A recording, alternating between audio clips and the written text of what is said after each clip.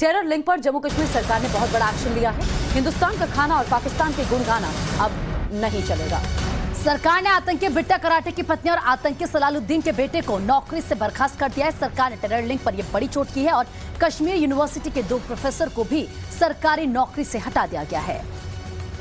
Senior assistant professor भी बर्खास्त किए गए हैं। कुल 4 के खिलाफ ये बड़ी कार्रवाई हुई है। और थोड़ी देर पहले हमारे साथ पूर्व डिप्टी सीएम निर्मल सिंह भी जुड़े थे। उन्होंने कहा कि ये तो अभी शुरुआत है, अभी तो आप देखिएगा इस तरह की कार्रवाइयां बहुत होंगी। और इससे पहले भी देखिए कार्रवाइयां हुई हैं। पीडीपी और नेशनल कॉन्फ्रेंस जब ऐसी कार्रवाइयों के बाद प्रतिक्रिया देती है तो इन कार्रवाइयों का विरोध करती है और कहती है कि गलत कार्रवाइयां हैं। लेकिन ये सरकारी नौकरी में 4 लोग बैठे हुए थे। असाबा, माजिद हुसैन कादरी, सैयद अब्दुल मुईद, ये हम आपको नाम भी बता रहे हैं कि किसका क्या कनेक्शन था। टेरर से जुड़े इनके कनेक्शन सामने आए, जिसके बाद ये कार्रवाइयां करनी बहुत जरूरी थी। तो देखिए किस तरीके से आतंक पर ये बड़ी चोट है। और क्योंकि एक तरफ आतंकियों का सफाया करना भी चुनौती है, लेकिन उसके दूसरी तरफ हम देखिए वो जो समर्थक, जो सपोर्टर्स होते हैं, जो इनडायरेक्टली सपोर्ट कहीं ना कहीं करते हैं, अब उनके खिलाफ ये कार्रवाई है या फिर उनका लिंक किसी भी तरीके से सामने आया है। अब देखिए क्योंकि बहुत बड़ा एक्शन ये लिया गया है, रिएक्शंस भी सामने आने लगे हैं।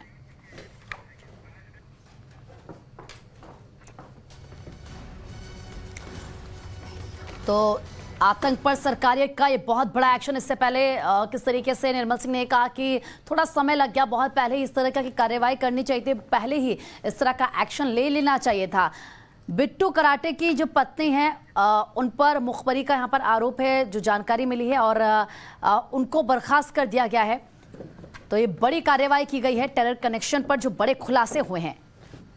तो कश्मीरी पंडितों की हत्या में बड़ा आरोपी बिट्टा कराटे, जिसकी पत्नी को बर्खास्त किया गया, असाबा आरजुमंद खान। बिट्टा कराटे की दरअसल पत्नी है, 2011 जो कि एएस ऑफिसर हैं। आईएसआई का मोहरा होने का इन पर बड़ा आरोप और ऐसी कई चीजें निकलकर सामने आ गई हैं, जिसके बाद इन पर यह एक्शन लेना बहुत जरूरी था।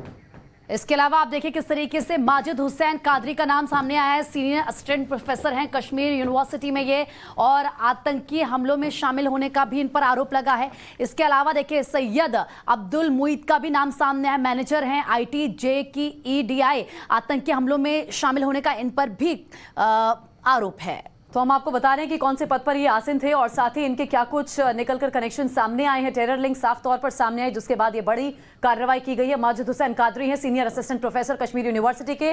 आतंकी हमलों में शामिल रहे मैनेजर आईटी के सईद अब्दुल मुईद जेकेई के साथ जुड़े हुए थे और ये भी एक बड़े पद पर आसीन थे। ईशान मानी लगातार हमारे साथ जुड़े हुए हैं, इससे जुड़ी खबरों को ट्रैक करें। ईशान, क्या कुछ सियासी प्रतिक्रिया आ रही है इस बड़े एक्शन के बाद?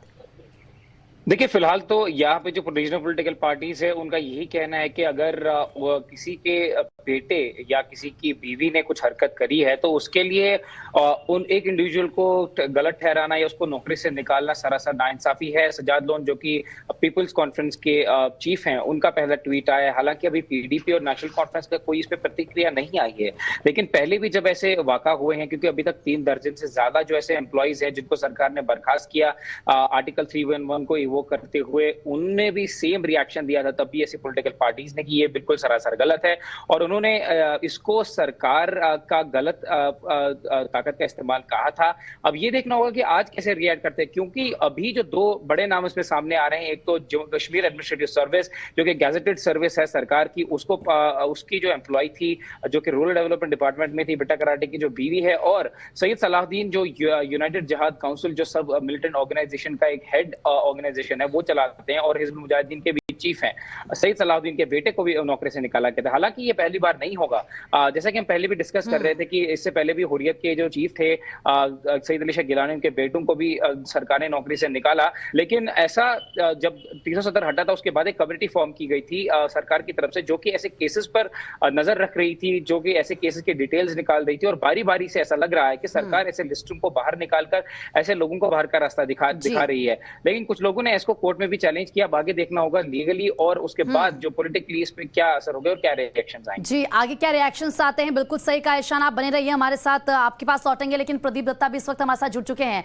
प्रदीप, क्योंकि आप देखिए रिएक्शंस आना सामने हो चुके हैं और जो आतंकियों के परिजन हैं, जैसे उन लोगों का कहना है कि इसमें उन लोगों की क्या गलती है, लेकिन ये वो कोई पाक साफ लोग नहीं है, तमाम किस्म के आरोप उन पर भी लगे हैं और इसीलिए ये कार्रवाई की गई है।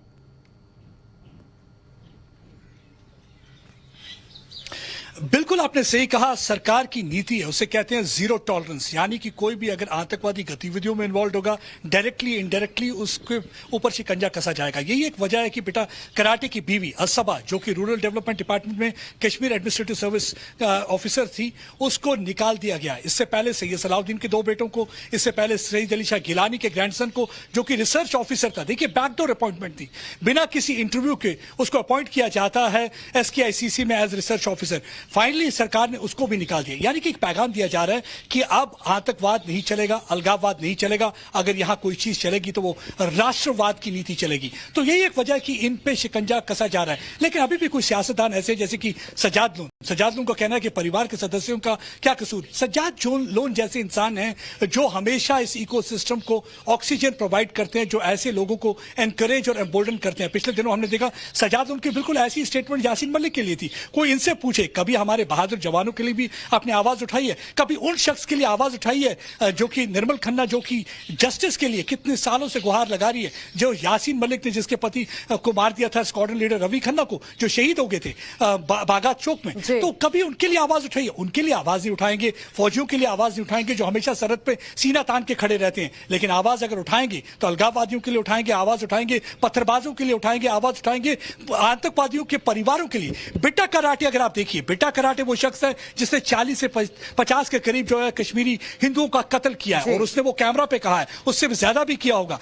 उसकी वजह से आप देखिए, टारगेटेड किलिंग की वजह से 5 लाख के करीब कश्मीरी हिंदुओं को पलायन करना था, अपना घर बार छोड़ना पड़ गया था। लेकिन कभी किसी ने उनके दर्द को समझा नहीं। फिर फाइनली कश्मीर फाइल एक मूवी आती है, मूवी के द्वारा पूरी दुनिया को पता चलता है कि कश्मीरी पंडितों को किस दौर से गुजरना पड़ा है। एक बार फिर से द कश्मीर फाइल्स के विरोध के बाद हमने देखा एक बार फिर से बिट्टा कराटे चर्चा में आ गया था, और PDP प्रमुख और नेशनल कॉन्फ्रेंस के प्रमुख की आखिर चुप्पी क्या कहती है? क्या वो इस बड़ी कार्रवाई के समर्थन में? अगर हाँ, तो ये अपने आप में बहुत बड़ी बात है। बहरहाल प्रदीप, बहुत बहुत शुक्रिया। ईशान, बहुत बहुत शुक्रिया इस जानकारी